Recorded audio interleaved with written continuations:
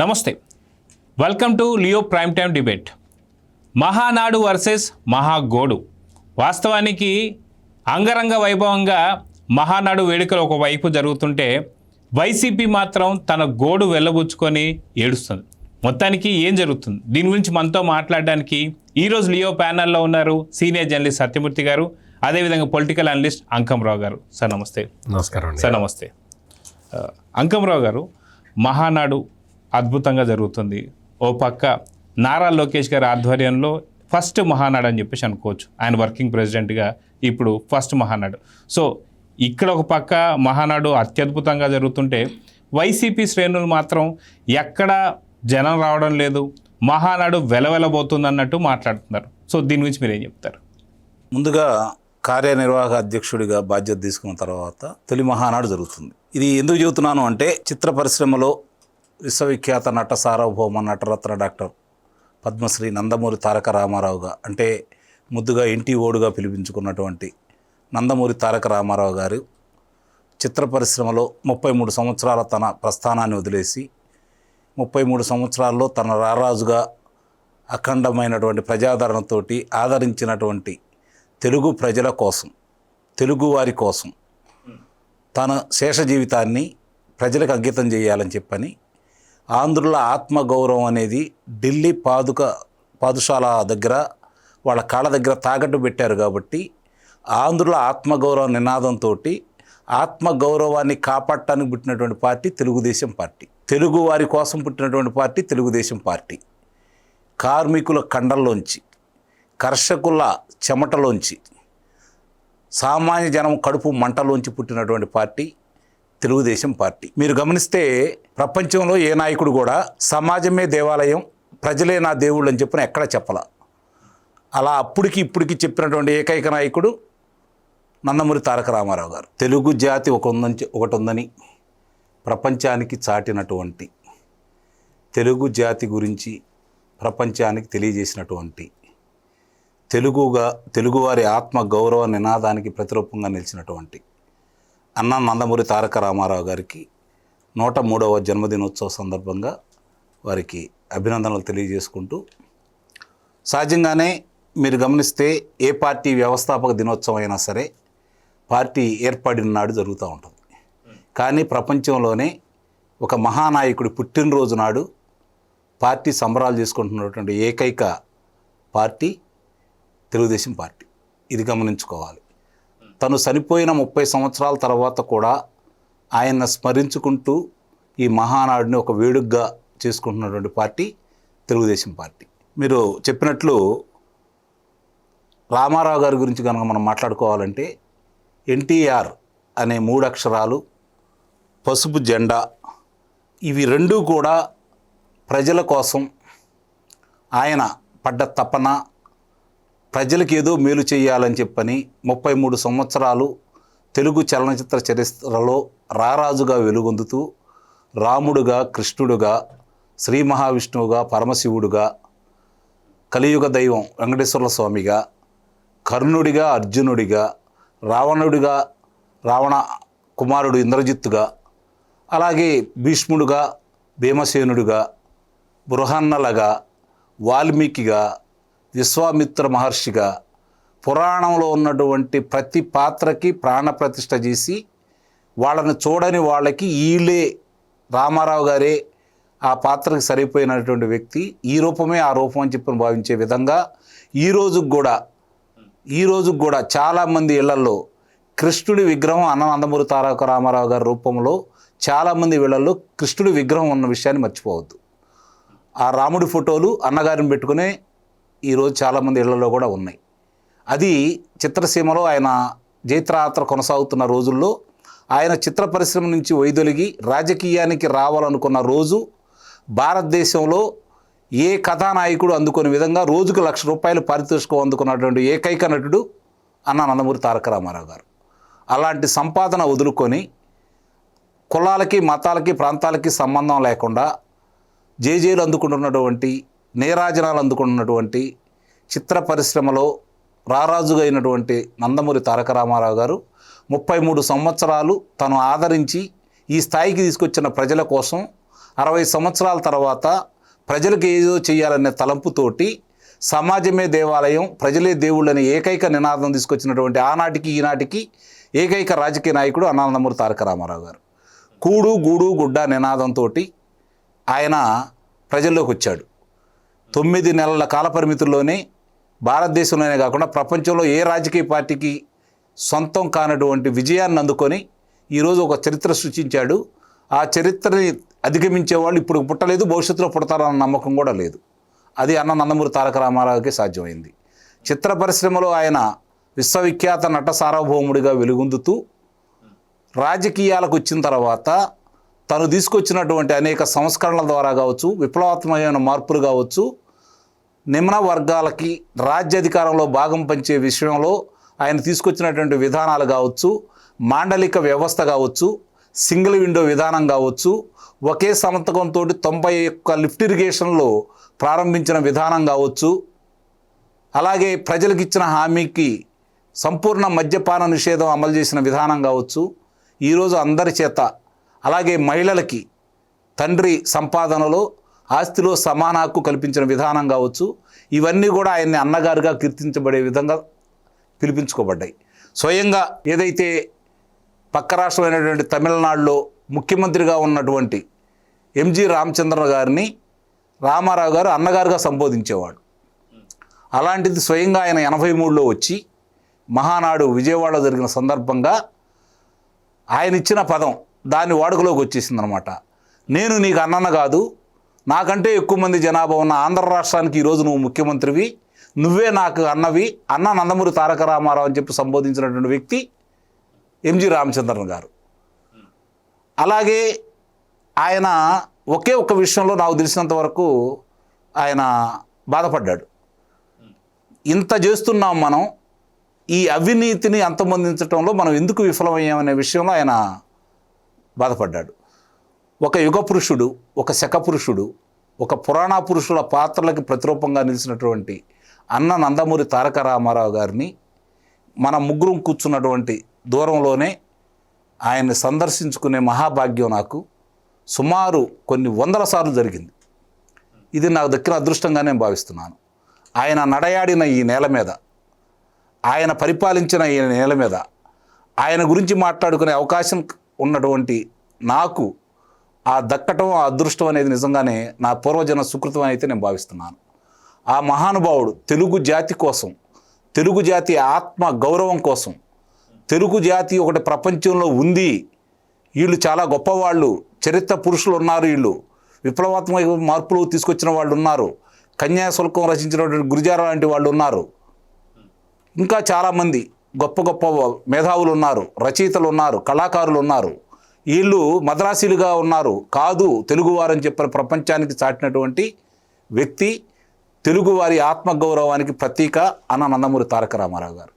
ఈరోజు ఆయన పార్టీ స్థాపించిన విధానం కావచ్చు, ప్రజల్లోకి వచ్చిన విధానం కావచ్చు, పరిపాలన చేసిన విధానం కావచ్చు, దాని కొనసాగింపు కార్యక్రమంగా 30 సంవత్సరాల క్రితం తన భుజస్కంధాల మీద వేసుకున్నటువంటి నారా చంద్రబాబు నాయుడు గారు ఈరోజు కూడా దాన్ని కొనసాగిస్తూ ఎన్నో ఒడిదుడుకుల్ని ఆయన తట్టుకుంటూ పార్టీ నడిపించిన విధానం మాత్రం నిస్సందేహంగా అభినందనీయం. దీనికన్నిటికీ ఆ రోజు అన్న నందమూరి తారక రామారావు గారు వేసిన పునాది అనే విషయాన్ని మనం మర్చిపోవద్దు. బడుగు బలహీన వాళ్ళ వర్గాలకి ఈ పార్టీ వాళ్ళది వాస్తవంగా చెప్పాలి అంటే వాళ్ళు ఇప్పటికీ వాళ్ళ భుజాల మీద మోస్తూ ఉన్నారు ఈ పార్టీని. వాళ్ళకి కావాల్సినటువంటి స్వాతంత్రాన్ని తీసుకొచ్చాడు, రాజ్యాధికారంలో భాగం కలగజేశాడు. ఈరోజు ఎక్కడెక్కడో ఉన్నత చదువులు చదువుకున్నటువంటి వ్యక్తులు, డాక్టర్లు కావచ్చు, ఇంజనీర్లు కావచ్చు, లాయర్లు కావచ్చు, అధ్యాపకులు కావచ్చు, ప్రొఫెసర్లు కావచ్చు, అలాంటి వాళ్ళందరినీ తీసుకొని వచ్చి ప్రజల కోసం వాళ్ళ తపన అర్థం చేసుకొని వాళ్ళని ప్రజాప్రతినిధులుగా తీర్చిదిద్ది ఈరోజు ఈ స్థాయిలో పార్టీ ఉండటానికి మాత్రం నిస్సందేహంగా ఆయన వేసిన పునాదులు అనే విషయాన్ని మాత్రం మనం మర్చిపోకూడదు. ఈరోజు రామారావు గారు అలాగే చంద్రబాబు నాయుడు గారు తర్వాత కార్యనిర్వాహక అధ్యక్షుడిగా బాధ్యతలు తీసుకున్నటువంటి లోకేష్ బాబు గారు తాత తండ్రి వారసత్వాన్ని పుణికిపుచ్చుకొని ముందుకెళ్తున్న విధానం మనం చూసుకుంటా ఉంటే సాంప్రదాయాలు మీరు చూడండి. మొట్టమొదటి మహానాడులో చంద్రబాబు నాయుడు గారు, అలాగే తెలంగాణ ఏర్పాటులో జరిగినటువంటి మహానాడులో రామారావు గారు స్థానిక కళాకారులతోటి ఆయన కూడా కాలు కదిపిన సందర్భాలు మనం మర్చిపోకూడదు. ఆయన ముఖ్యమంత్రి అనుకోవాలి, అప్పుడు కళాకారుడే అనుకున్నాడు. ఆయన చాలా చిన్నపిల్లవాడు. ఆయన్ని పలు సందర్భాల్లో కలిసిన సందర్భంగా నా అనుభవాలు ఆయన మాటల్లో కావచ్చు, ఆయన చేతల్లో చూసినవి మీతో పంచుకున్నాను. అంటే అన్నీ చెప్పకూడదు ఇక్కడ, అంటే చెప్పుకుంటే తప్పేం కాదు, కానీ కాలతీతం అవుతుంది కాబట్టి ఇక్కడ ఈరోజు తండ్రి యొక్క ముందు చూపు, తండ్రి యొక్క దార్శనికత, ఆయన ఏ విధంగా ఆలోచిస్తాడనే విధానాన్ని పుణికిపుచ్చుకున్నటువంటి లోకేష్ బాబు ఈరోజు తాతగారి యొక్క మొండితనాన్ని కూడా అలవర్చుకున్న విధానం చూసుకుంటా ఉంటే 5 సంవత్సరాల తెలుగుదేశం పార్టీ పరిపాలనలో భవిష్యత్తులో చంద్రబాబు నాయుడు గారు వైసరీత్యా ఈయన నాకు అడ్డంకి కాదు, కానీ 2009 నాటికే ఎన్నికల మేనిఫెస్టోలో నగదు బదిలీ పథకం పెట్టినటువంటి వ్యక్తి, అలాగే కార్యకర్తలకి బీమా సౌకర్యాన్ని ఏర్పాటు చేసినటువంటి వ్యక్తి, రేపు పొద్దున చంద్రబాబు నాయుడు గారి తర్వాత తెలుగుదేశం పార్టీని నడిపే వ్యక్తి, ఇతన్ని రాజకీయంగా అవమానం చేసి, వ్యక్తిగతంగా అవమానం చేసి, రాజకీయాల దూరం చేస్తే తప్ప తన మనుగడకి ఇబ్బంది అని చెప్పని భావించి మొట్టమొదటగా ఆయన సమర్థతను గుర్తించినటువంటి వ్యక్తి జగన్మోహన్ రెడ్డి అండ్ కో. అందుకే కావాలని 5 సంవత్సరాలు ఆయన మీద దాడి చేశారు. ప్రతిపక్షంలో తెలుగుదేశం పార్టీ ఉన్నప్పుడు కూడా ఆయన మీద దాడి చేస్తే తన ఆహార్యం గురించి దాడి చేశారు, తన ఆకారాన్ని గురించి దాడి చేశారు, తన ఆంగికం గురించి దాడి చేశారు, రూపరావణ్యాల గురించి దాడి చేశారు, భాష గురించి దాడి చేశారు. అయినా సరే రాటుదేలి ఈరోజు వాటినన్నిటినీ వాళ్ళు ఏదైతే అతను అవమానం చేశారో అవన్నీ ఒక మెట్లుగా తయారు చేసుకొని ఆయన ఈరోజు నాయుడు గారు అబ్బాయి నాయకుడిగా ఒదిగి వాళ్ళకి కంటిలో కునుకు లేకుండా చేస్తున్నటువంటి వ్యక్తి నారా లోకేష్ గారు. ఇది నిజంగానే ఒక రకంగా ఆయన మలుచుకున్న విధానంతో పార్టీని కూడా తండ్రి తాత తీసుకొచ్చిన ఆశయాలని ఏమాత్రం ఇబ్బంది పెట్టకుండా ఈరోజు జరుగుతున్నటువంటి ఈ సాంకేతిక విప్లవం అందుబాటులోకి వచ్చిన సందర్భంగా పార్టీని ఎలా ముందుకు తీసుకెళ్లాలనే విషయంలో ఆయన ఆలోచన విధానాలు చూసుకుంటూ ఉంటే, ఆ రోజు తాతగారు మహిళలకి ఆస్తిలో సమాన హక్కు ఇచ్చాడు, వాళ్ళకు ఒక పద్మావతి విశ్వవిద్యాలయాన్ని ఏర్పాటు చేశాడు.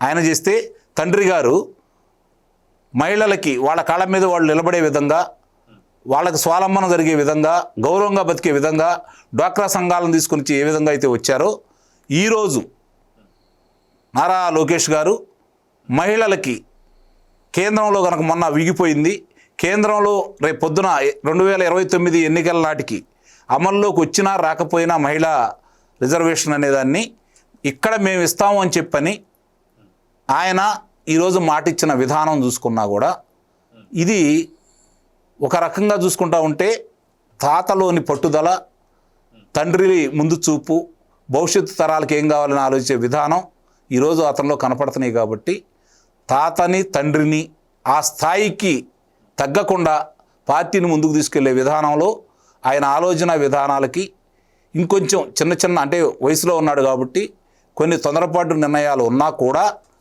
పార్టీ భవిష్యత్తు ఇంకా 40 సంవత్సరాలు ఆయనే నిర్మించుకోవాలి. కాబట్టి ఇక నుంచి అయినా సరే ఈరోజు ముళ్ళ కిరీటం అనేది అతను ధరించాడు కాబట్టి దాన్ని సమర్థవంతంగా ఆ బాధను బరాయిస్తూ పార్టీ కోసం, మిగిలిన వాళ్ళ కోసం ఆయన పరితపిస్తాడని, ముందుకు తీసుకెళ్తాడని నేను ఆయన్ని మనస్ఫూర్తిగా అభినందిస్తూ ఈరోజు కార్యనిర్వాహక అధ్యక్షుడిగా మొట్టమొదటిది కూడా ఇంత అద్భుతంగా 1875 చోట్ల రమారమి ఈ రోజుతోటి 11 లక్షల మంది పైన వీక్షించే విధంగా చేసి గిన్నిస్ బుక్ ఆఫ్ వరల్డ్ రికార్డులోకి చేరుతున్న సందర్భంగా ఆయనకు ప్రత్యేక అభినందనలు అయితే తెలియజేసుకుంటున్నాం. సో సత్యమూర్తి గారు, వాస్తవానికి మహానాడు ఒక పక్క, మహాగోడ్ ఒక పక్క.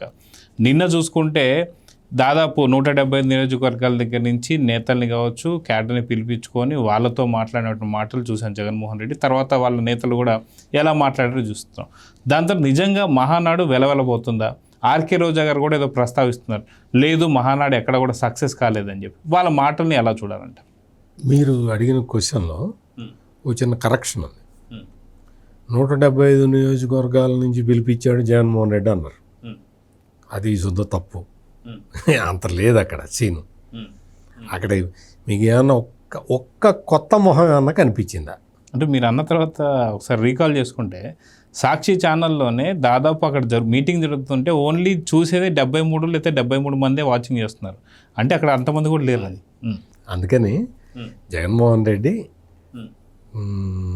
అవతల మహానాడు జరుగుతున్నది కాబట్టి డైరెక్ట్గా దాని మీద పడి ఏడవలేక ఓ మీటింగ్ పెట్టుకొని ఆ మీటింగులో చంద్రబాబు నాయుడు మీద బురద జల్లుదామని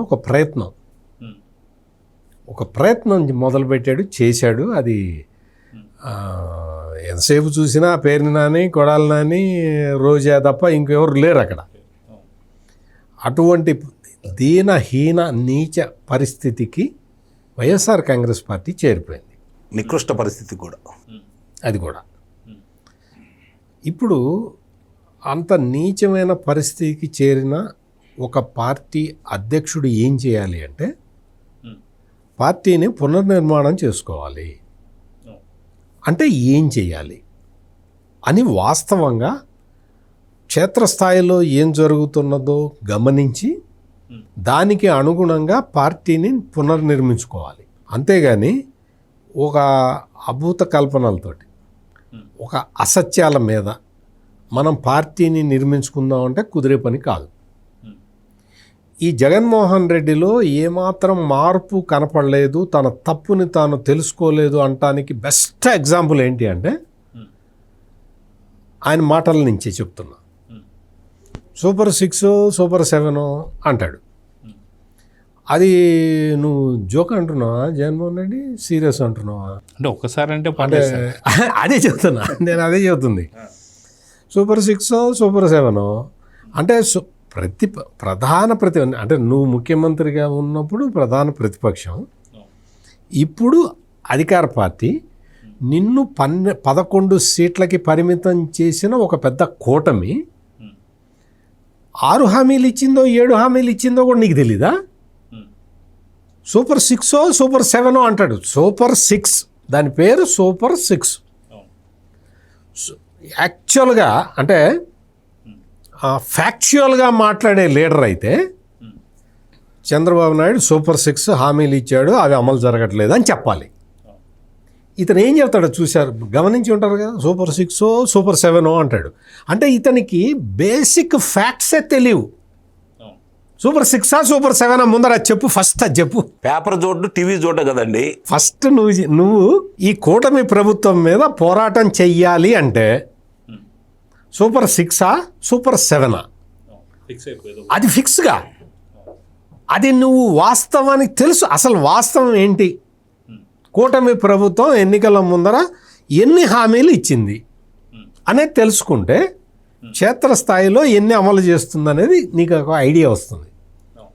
నీకు అదే లేదు అంటే బేసిక్ అవగాహనే లేదు నీకు. నువ్వు ఈ వృద్ధులకి వీళ్ళందరికీ కూడా పెన్షన్లు పెంచుతాను అని చెప్పి వచ్చేవా లేదా జగన్మోహన్ రెడ్డి? నేను వేరే విషయాలు చెప్పను, అంటే మద్యపాన నిషేధం, సిపిఎస్ రద్దు, ఇవి నేను చెప్పను. నువ్వు స్ట్రైట్గా నువ్వేం చెప్పావు? అవతాతలకి పెన్షన్ పెంచుతాను అని వచ్చావా? 1000 రూపాయలు పెంచుతాను అన్నావా? ఆ 1000 రూపాయలని 250 250 250 చొప్పునే పెంచావా? ఒకేసారి 1000 రూపాయలు పెంచావా? ఇన్స్టాల్మెంట్లు కదా. అందుకనే ప్రజలందరూ ఏం చేశారంటే నువ్వు ఇన్స్టాల్మెంట్ పద్ధతిలో నువ్వు చేసావు కదా, అందుకని ఇప్పుడు 11 సీట్లు ఇస్తాం, దీంతో ఆపు, నీకు జాలిది అని చెప్పారు. అంటే 0 చేస్తానికి ఇంకొకసారి ఇంకొద్దిగా ఇంకో 5 సీట్లు అదే తగ్గించుకుంటే ఇప్పుడు 0 చేసేసారు అనుకో, పులివెందుల్లో కూడా జగన్మోహన్ రెడ్డిని ఓడించేశారు అనుకో, ఇంకా స్టోరీ ముందర ఏముంటుంది ఇంకా. అందుకని 11 ఇచ్చి జగన్మోహన్ రెడ్డి నీ అహంభావానికి మేము ఇస్తున్న గిఫ్ట్ ఇది, నువ్వు అహంభావం తగ్గించుకో అని చెప్పటానికి 11 సీట్లు ఇచ్చారు. లేకపోతే పులివెందుల్లో కూడా ఓడిపోయేవాడు. పులివెందుల్లో కూడా ఖచ్చితంగా జగన్మోహన్ రెడ్డి ఓడిపోయిండేవాడు. అటువంటి దారుణమైన పరిస్థితుల్ని రాష్ట్రంలో క్రియేట్ చేసిన జగన్మోహన్ రెడ్డి ఈ రోజున వచ్చి మహానాడు అసలు సరిగ్గా జరగట్లేదని మొదలుపెట్టాడు. ఇప్పుడు సోషల్ మీడియాలో పెద్ద క్యాంపెయిన్, పెద్ద మహానాడు జరగట్లేదు. నువ్వు పెట్టిన మీటింగ్ ఉంది కదా, నీ రోజా కొడాలి నాని పేరుని నానితోటి నువ్వు పెట్టిన మీటింగ్తో పోలిస్తే 1,00,000 రెట్లు ఎక్కువ జరిగింది అక్కడ. మొత్తం ఇప్పుడు ప్రధాని నరేంద్ర మోడీ చెప్పాడు, ఇంధనాన్ని పొదుపు చేయండి అని చెప్పాడు. తెలుగుదేశానికి ఒక్కదానికి మొత్తం దేశ ప్రజలకి చెప్పాడు. కరెక్ట్ తెలుగుదేశం వాళ్ళని పిలిచి వద్దండి పెట్రోల్ వేస్ట్ చేయొద్దండి, డీజిల్ వేస్ట్ చేయొద్దండి అని చెప్పాడా? చెప్పలేదుగా. కానీ చంద్రబాబు నాయుడు ఏం ఆలోచించాడంటే అది మన బాధ్యత, మన నైతిక బాధ్యత. మన దేశం మనకి మన పెట్రోల్ రిజర్వ్స్ ఎంత ఉన్నాయి ఏంటి, ఫారిన్ ఎక్స్చేంజ్ రిజర్వ్స్ అన్నీ కరిగిపోతున్నాయి ఈ పెట్రోల్ కొనటం వల్ల.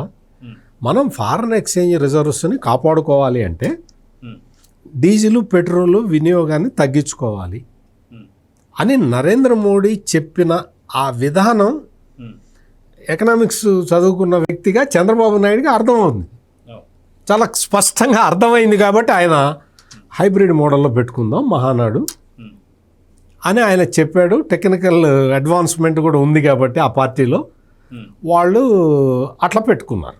సరే నాకు చిన్న ఇది అంటే ఇప్పుడే మీ డౌట్ ఇప్పుడే అడగద్దు, ఈ సెంటెన్స్ అయిన తర్వాత అడగండి. జగన్మోహన్ రెడ్డికి ఫారిన్ రిజర్వ్స్ అంటే ఏంటో తెలియదు, నరేంద్ర మోడీ ఎందుకు చెప్పాడో తెలియదు, గల్ఫ్లో యుద్ధం ఎందుకు జరుగుతుంది, ఇవన్నీ ఎందుకు చెప్తున్నాను తెలుసా? పెట్రోల్ డీజిల్ రేట్లు ఒక ఆంధ్రప్రదేశ్లోనే పెరిగినట్టుగా చెప్తున్నాడు కదా జగన్మోహన్ రెడ్డి. అంటే అక్కడ ఇరాన్ మీద ఇజ్రాయెల్ అమెరికా కలిసి దాడి చేస్తున్నాయి అనే విషయం ఈ జగన్మోహన్ రెడ్డికి తెలియదు. సూపర్ 6 సూపర్ 7 రాష్ట్రంలో ఏం జరుగుతుంది? బాగా చెప్పారు. రాష్ట్రంలో సూపర్ 6 సూపర్ 7లో తెలియని వాడికి ఇరాన్లో వార్ జరుగుతున్న విషయం ఎట్లా తెలుస్తుంది? తెలియదు. ఫారిన్ ఎక్స్చేంజ్ రిజర్వ్స్ అంటే అన్న నాకేం తెలుసు అన్న, నోట్లు ప్రింట్ చేసేది కేంద్ర ప్రభుత్వం కదన్నా అన్న వ్యక్తి ఈయన ముఖ్యమంత్రిగా ఉండి నోట్లు ప్రింట్ చేసేది కేంద్ర ప్రభుత్వమా? నోట్లు ప్రింట్ చేసేది నరేంద్ర మోడీ ప్రింట్ చేస్తాడా నోట్లు? బేసిక్స్ ఎకనామిక్స్లో బేసిక్స్ తెలియవు ఇతనికి. అంటే ఇంకా మరి లేదండి మహానాడు మేము ఎట్లా కాదండి మేము వర్చువల్గా పెట్టుకుంటాము అంటే ఏం అర్థమవుతుందో అర్థం కాదు. అందుకని జగన్మోహన్ రెడ్డి ఈ చెప్పే మాటలు, ఈ చేసే పనులు ఇవి ఎవడూ కూడా నమ్మే పరిస్థితి లేదు. మహానాడు మీద నువ్వు ఎంత బురద చల్లుదామని ప్రయత్నం చేసినా అది కుదిరే పని కాదు. ఇందాక అంకమరావు గారు చెప్పినట్టు లోకేష్ దూసుకుపోతున్నాడు. అదే 33% రిజర్వేషన్ ఫర్ ఉమెన్ మేము ఇంప్లిమెంట్ చేసేస్తాం, మా పార్టీ తరఫున మేము ఇంప్లిమెంట్ చేస్తాం, మాకు పార్లమెంట్ బిల్లుతో సంబంధం వస్తే వస్తుందో లేకపోతే లేదు, మేమైతే ఇంప్లిమెంట్ చేస్తామని దేశంలో మొట్టమొదటిసారి డిక్లేర్ చేసిన పార్టీ తెలుగుదేశం పార్టీ. నువ్వు ఎట్లా మ్యాచ్ అవుతావు దానికి? ఆ పార్టీకి నువ్వు ఎట్లా మ్యాచ్ అవుతావు? ఓ పని చేద్దాం, 33% రిజర్వేషన్ని లోకేష్ డిక్లేర్ చేశాడు కదా, జగన్మోహన్ రెడ్డి నువ్వు డిక్లేర్ చేయి, నువ్వు వచ్చి నేను 33% సీట్లు ఉమెన్కి ఇస్తానని చెప్పు జగన్మోహన్ రెడ్డి. సరే ఇంట్లో తల్లినే చెల్లినే ఇంట్లో నుంచి గెట్టేసినాడు, మిగతా పార్టీలో 33% ఇస్తారంటే ఎవరు నమ్ముతారు సార్? అందుకని ఇదేంటంటే తెలుగుదేశం అనేది ఒక అడ్వాన్స్డ్ ఆలోచన థాట్స్ తోటి వెళ్ళే పార్టీ తెలుగుదేశం. నువ్వేంది మా తాత చాలా మంచోడు, మా ముత్తాత ఇంకా మంచోడు, వాళ్ళ ముత్తాత వెంకటరెడ్డి అని ఆయన బ్రిటిష్ వాళ్ళకి ఇచ్చేసేవాట, వాళ్ళకి కావాల్సిన ఈ పంది మాంసం అవి సప్లై చేసేవాట వాళ్ళ ముత్తాత వెంకటరెడ్డి అని. వాళ్ళ తాత ఏమో ఆయన ఏదో స్వాతంత్ర సమరయోధుడు కాదు, బ్రిటిష్ ఆర్మీలో పనిచేశాడు. మా రాజారెడ్డి తాతని చంపిన వాళ్ళు ఇంకా ఫ్రీగా తిరుగుతున్నారు అంటాడు. ఫ్రీగా తిరిగి ఏం చేస్తావు? శిక్ష పడ్డది వాళ్ళకి, కోర్టు శిక్ష వేసింది, యావజ్జీవ కారాగార శిక్ష వేసింది. వాళ్ళు ఆ యావజ్జీవ కారాగార శిక్ష అనుభవించి బయటకు వచ్చారు. నీకు ఇంక చెప్పాలా? పరిటాల రవి మర్డరు, ఆ మర్డర్, ఈ మర్డర్ అంటే ఇవన్నీ ఇటువంటి విషయాలన్నీ ఏమీ కూడా అవగాహన లేని ఈ జగన్మోహన్ రెడ్డి వచ్చి మానాడు సరిగ్గా జరగట్లేదు, ఆహా అట్లనా. అందుకని మహానాడు అక్కడ ఒక అద్భుతమైన వేదిక, ఆ వేదిక పేరే స్త్రీ శక్తి అని పెట్టారు. ప్రోగ్రామ్ ఉంది కదా, ఫ్రీ బస్సు ట్రావెల్, ఆడే పెట్టారు. అంత మహిళలు వచ్చి అక్కడ వచ్చి వాళ్ళు ప్రసంగిస్తూ ఉంటే తెలుగుదేశం పార్టీ ఎప్పటికప్పుడు కొత్త డైరెక్షన్లో వెళ్తూ ఉంటుంది అనేది మరొకసారి ప్రూవ్ అయింది. సో అంకమరావు గారు, ఇందాక సత్యమూర్తి గారిని అడుగుదాం అనుకున్నాను. మీరు క్వశ్చన్ మీరు ఇంకోటి ఏంటంటే, నువ్వు ఎంతసేపు చూసినా కానీ మహిళలు అంటే ఆ వైసీపీలో ఎంతసేపు చూసినా రోజానే కనపడుతుంది. ఆ మహిళ గురించి ఇప్పుడు అడుగుతున్నాను సార్, ఆవిడ గురించి అడుగుతున్నాను. అంకమరావు గారు, కరెక్ట్గా మహానాడుకు సంబంధించి కార్యక్రమాలు ఏవైతే జరుగుతున్నాయో ఈ నెల్లూరుకు సంబంధించినటువంటి యొక్క ఏర్పాట్లు జరుగుతున్న సమయంలో ఎప్పుడైతే నరేంద్ర మోడీ గారు ఈ మాట అన్నారో కరెక్ట్ రెండో రోజే ఆర్కే రోజా గారు ట్వీట్ చేశారు, మహానాడుకి నిజంగా ఈ యొక్క ఏమంటారు అనమాట ఖర్చు తగ్గించుకునేటువంటి పద్ధతి మీకు లేదా, నిజంగా మహానాడుని రద్దు చేయండి అని చెప్పి చెప్పిందే రోజా గారు. ఇప్పుడు వచ్చేసరికి మహానాడే జరుగుతాయి అని చెప్పి మాట్లాడుతుంటే ఏంటి వక్రీకరణ సంబంధించి చెప్పాలని మీరేం? ఇప్పుడు కళ్ళుండి చూడలేని కబోదురికి, చెవిలుండి వినలేని చెవిటివాడికి, ముక్కుండి వాసన చూడలేని మూర్ఖుడికి, నోరుండి మాటలు రాని మనిషికి మనం ఏం చెప్తాం చెప్పండి? అలాంటి కోవలో చెందిన వాళ్ళు మీరు చెప్పిన వాళ్ళందరూ కూడా నోరుండి మంచి మాటలు మాట్లాడలేని ఈ బూతులు మాట్లాడే వాళ్ళకి అని కొంచెం కరెక్షన్ చేసుకోవాలి. ఇప్పుడు వర్షిణి అనే అమ్మాయి మామూలుగా ట్రాన్స్జెండర్కి సంబంధించిన వ్యక్తి, ఎక్కడైనా ఏ రాజకీయ పార్టీలోనైనా సరే వాళ్ళ ప్రసంగం మీరు ఎప్పుడైనా ఎక్కడైనా విన్నారా? మరి ఈరోజు అక్కడ వేదిక మీద ఆమెతోటి మాట్లాడించిన విధానమే కాకుండా ఒక శాసనసభ్యురాలు, గుంటూరు శాసనసభ్యురాలు, పశ్చిమ శాసనసభ్యురాలు గల్లా మాధవి గారు తన కార్యనిర్వహణ చూసుకోవడానికి ఆమె నియమించుకున్నారు. ఇది ఏ పార్టీలో జరిగింది? నిన్న వేదిక మీద ఏదైతే మామూలుగా ఆమె చేత మాట్లాడించిన విధానమే కాకుండా తోట చంద్రయ్య కుమారుణ్ణి అక్కడ లోకేష్ బాబుగా కూర్చొని ఆయనతో మాట్లాడిన విధానం కావచ్చు, చంద్రబాబు నాయుడు గారి దగ్గరికి తీసుకెళ్లిన విధానం కావచ్చు, ఇది అలాగే 48 మంది ప్రసంగించారు వేదిక మీద. అందుట్లో సామాన్య కార్యకర్తలను ఎంతమందిని చూసాం మనం? అంటే ఇక్కడ వాళ్ళు ఒక స్లోగన్ ఇచ్చారు నారా లోకేష్ గారు, కార్యకర్తే అధినేత అని చెప్పని. కార్యకర్తలను తీసుకెళ్ళి ఈరోజు పోలిట్ బ్యూరోలో కూర్చోబెట్టారు. ఇది మామూలుగా సాధ్యమయ్యే పనులు కాదు. పోలిట్ బ్యూరోలోకి రావాలి అంటే వాళ్ళ ప్రయాణం పార్టీతోటి చాలా అనుబంధంతో పాటు వాళ్ళ యొక్క శ్రమ, అలాగే వాళ్ళు పార్టీకి చేసిన సేవలను గుర్తుపెట్టుకొని ఆ స్థాయి కల్పిస్తారు. మరి అలాంటి వ్యక్తులను తీసుకొచ్చి ఈరోజు వాళ్ళు గ్రామ స్థాయి నుంచి మండల స్థాయి వరకే పరిమితం అయిపోయారు. ఎన్నో సంవత్సరాలు అక్కడే పనిచేస్తున్నారు. అక్కడి నుంచి పైకి తీసుకురావాలన్న ఉద్దేశంతో వాళ్ళని తీసుకొని వచ్చేసి ఈరోజు పొలిట్ బ్యూరోలో కూర్చోబెట్టారు. తొలిసారి శాసనసభ్యురాలు గల్లా మాధవి గారు, మహిళ, ఆమెని తీసుకొచ్చేసి పొలిట్ బ్యూరోలో కూర్చోబెట్టారు. అంటే ఏ సందేశం ఇస్తున్నారు వీళ్ళు? తెలుగుదేశం పార్టీ మొట్టమొదటి నుంచి కూడా స్త్రీ పక్షపాతి. తెలుగుదేశం పార్టీ వాళ్ళ కొత్త అయితే ఏం కాదు. గౌరవించే విధానంలో చూసుకున్నా తొలిసారిగా భారతదేశంలో ఒక మహిళ స్పీకర్గా వ్యవహరించినటువంటి వ్యక్తి ప్రతిభా భారతి గారు.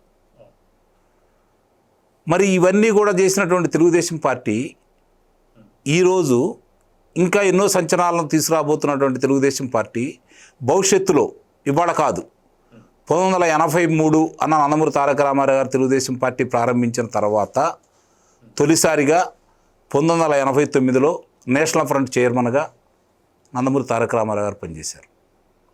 1989లో 1984లో నాదెండ్ల భాస్కర్రావు పదవి రామారావు గారిని దించేసిన తర్వాత భారతదేశంలో ఉన్నటువంటి వామపక్ష భావజాలం ఉన్నటువంటి సిపిఐ, సిపిఎం వాళ్ళు, భారతీయ జనతా పార్టీ, అకాలీదళ్ళు, వీళ్ళందరూ నాయకులు ఒకే మీదకి తీసుకొచ్చినటువంటి వ్యక్తి నందమూరి తారక రామారావు గారు. ఒకే వేదిక మీదే కాకుండా జనతా పార్టీ, భారతీయ జనతా పార్టీ ఉభయ కమ్యూనిస్టులని కలిపి ఎన్నికల్లో కలిపి పోటీ చేయించిన ఘనత కూడా అప్పటికి ఇప్పటికీ ఒకే ఒక వ్యక్తి అయిన నందమూరి తారక రామారావు గారు. ఆ పార్టీయే తెలుగుదేశం పార్టీ. ఈరోజు ఇన్ని సంచలనాలకి కారణమయ్యి ఆ తర్వాత చంద్రబాబు నాయుడు గారిని చూసాం మనం. 4 ప్రధాన మంత్రులు నియమించే దాంట్లో వారి పాత్ర ఏ విధంగా ఉంది అనే దానికి. అంటే మిగిలిన ఏ ప్రాంతీయ పార్టీ నాయకుడికి ఆ అవకాశం ఎందుకు రాలేదు, ఆ అవకాశం అవతలాలు ఎందుకు ఇవ్వలేదు అంటే వీళ్ళలో ఉన్న గొప్పతనం, వీళ్ళ మీద ఉన్నటువంటి నమ్మకం, రాష్ట్రం కోసం వీళ్ళు పరితపించే విధానం, 10 మందిని కలుపుకుపోయే విధానం, ఇది వీళ్ళకి పెట్టని కోట. కాబట్టే ఈరోజు తెలుగుదేశం పార్టీ 44 వసంతాలు పూర్తయిపోయిన తర్వాత కూడా ఈరోజు నిత్య నూతనంగా మళ్ళీ అధికారంలో ఈరోజు అచ్చెరు అందే రీతిలో కూటమి 164 స్థానాలు తీసుకొచ్చే విధంగా వీళ్ళు ముందుకెళ్తున్న విధానం చూసుకున్న తర్వాత ఈరోజు రాష్ట్రానికి 23 నెలల్లో 23 లక్షల కోట్ల రూపాయల పెట్టుబడులు తీసుకొచ్చినటువంటి నారా చంద్రబాబు నాయుడు గారు, లోకేష్ గారు, వాళ్ళిద్దరూ ఈరోజు రాష్ట్రం కోసం ఇంత నిరంతరం వాళ్ళు పరితపిస్తూ ఏ విధంగా శ్రమిస్తూ, ముఖ్యంగా చంద్రబాబు నాయుడు గారు 76 సంవత్సరాల వయసులో 18 గంటలు ఈరోజు కూడా పనిచేస్తూ సవాలు విసురుతున్నాడు. కాకపోతే దురదృష్టం ఏందంటే చంద్రబాబు నాయుడు గారు రాజకీయం చేసినటువంటి యోధులు ఎలాంటి వాళ్ళు, ఈరోజు ఎలాంటి వ్యక్తితో రాజకీయం చేయాల్సి వస్తుందనేది నిజంగా చూస్తూ ఉంటే కొంచెం బాధాకరంగా ఉంది. ఇలాంటి వ్యక్తులతో రాజకీయం చేయాల్సి వస్తుంది చంద్రబాబు నాయుడు గారు అని చెప్పని. అయినా సరే దాని గురించి ఆలోచించట్లేదు. చాన్నాళ్ల తర్వాత నారా చంద్రబాబు నాయుడు గారు కమిటీ సమావేశంలో 15 నిమిషాల సేపు అద్భుతంగా మనసు విప్పి మాట్లాడాడు. కార్యకర్త యొక్క గుర్తింపు తీసుకురావడం కోసం, కార్యకర్త కోసం ఏం చేయాలి అనే దాని మీద, కార్యకర్తకి ఇవ్వాల్సిన గౌరవం గురించి కావచ్చు, శాసనసభ్యుడికి పార్టీకి ఉన్నటువంటి పెరుగుతున్న దూరం గురించి కావచ్చు, కార్యకర్తలు పెరుగుతున్న దూరం గురించి కావచ్చు, ఎట్లా సరి చేసుకోవాలి, శాసనసభ్యుల కంటే పార్టీ సుప్రీం అనే నినాదంతో ఈరోజు ఆయన ముందుకెళ్తున్న విధానం, అలాగే గొడ్డలి పార్టీగా ఈరోజు ఉన్నటువంటి వైఎస్ఆర్సీపీ పార్టీ యొక్క అరాచకాలు, ఆగడాలు, అన్యాయాలు, అక్రమాలు, దోపిడీలు, దొంగతనాలు, హత్యల గురించి ఈరోజు మళ్ళీ ప్రజలకి గుర్తు చేస్తూ నిరంతరం వాళ్ళు రాష్ట్రంలో రాజకీయం చేయడానికి అనర్హులు కాబట్టి రాజకీయ యవనికలో ఆంధ్రప్రదేశ్లో వైఎస్ఆర్సీపీ పార్టీకి ఒక్క స్థానం కూడా రాకుండా చేసే కార్యక్రమాన్ని భుజాన వేసుకోవడమే కాకుండా నిత్యం వాళ్ళ యొక్క అరాచకాలను ప్రజలకు గుర్తు చేస్తూ శ్రేణులను దిశానిర్దేశం చేస్తున్న విధానం చూసుకున్నా, నిన్న నారా లోకేష్ గారు మాట్లాడిన విధానం చూసుకున్నా, వాళ్ళు ఏ విధంగా ముందుకెళ్లాలనే విషయాన్ని చూసుకున్నా, ఇందాక సత్యమూర్తి గారు చెప్పినట్లు అదే మాట కాకుండా సత్యమూర్తి గారు ఏమన్నారు, ఇప్పటి నుంచే మహిళా నాయకురాలను తయారు చేయబోతున్నాము, ప్రణాళికలు రచించుకుంటున్నాము అని చెప్పని వాళ్ళు ముందుకు తీసుకెళ్తున్న విధానం చూసుకున్న తర్వాత తండ్రి కొడుకులు ఇద్దరు కూడా, నాకైతే చంద్రబాబు నాయుడు గారు ఇంకో 2 ఎన్నికలు చేయగలిగినటువంటి శక్తి ఆయనకు ఉందని అయితే నేను భావిస్తున్నా. అయితే సత్యమూర్తి గారు, మనం చూసుకుంటే ఒక పక్క polit bureau members Guntur west MLA అయినట్టు గల్లా మాధవ్ గారు కావచ్చు, వారి పిఏ అయినటువంటి ఒక ట్రాన్స్జెండర్తో మాట్లాడిన వర్షిణి గారు కావచ్చు, అదేవిధంగా చూసుకుంటే తన పార్టీకి సంబంధించినటువంటి ఒక కార్యకర్త తోట చంద్రయ్యకి సంబంధించినటువంటి ఒక కొడుకుకి ఇచ్చినటువంటి గౌరవం కావచ్చు, ఇవన్నీ కూడా చూస్తున్నాం. ఇందాక మీరు అన్న మాట నాకు గుర్తొచ్చింది సార్.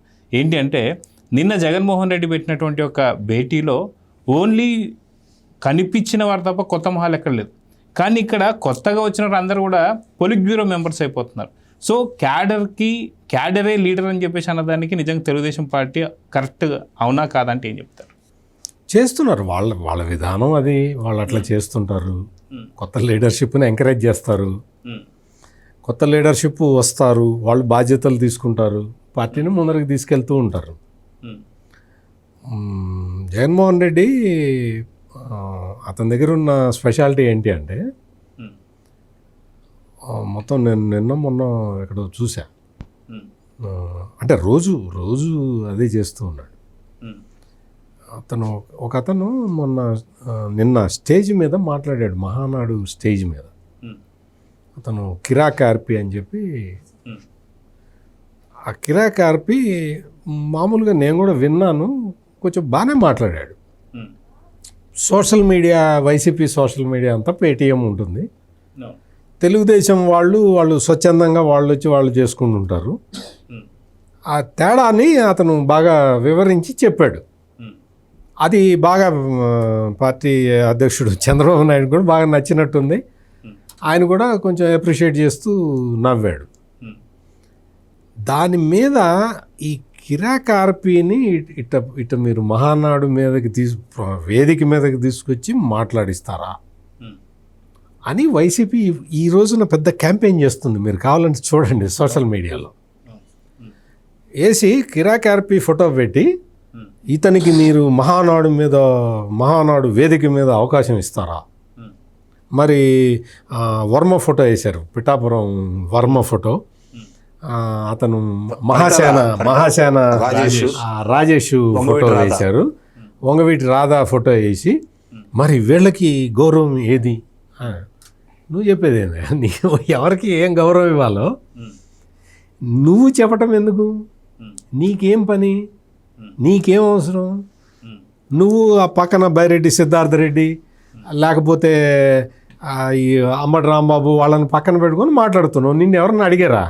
అసలుకి టీడీపీ మహానాడుతో వాళ్ళకి సంబంధం ఏంటి? కిరాక్ ఆర్పీకి ఒక అవకాశం ఇచ్చారు, అతను మాట్లాడాడు. సోషల్ మీడియా గురించి ఏదో మాట్లాడమన్నట్టున్నారు. ఆయన సోషల్ మీడియా గురించి మాట్లాడాడు. నువ్వెందుకు ఉలిక్కి పడుతున్నావు? నువ్వు ఈ కింద ఈ ఫోటోలు వేసి అతనికి అవకాశం ఇవ్వడం ఏంటంటావు? అంటే ఏంటి లాజిక్ నాకు అర్థం కావట్లా. అంటే ఇటువంటి బిలో ది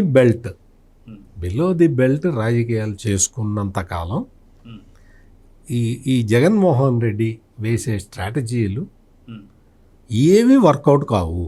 అంతవరకు అయితే నేను గ్యారంటీ. సత్యమూర్తి గారు, నేనైతే మనస్ఫూర్తిగా ఏంటంటే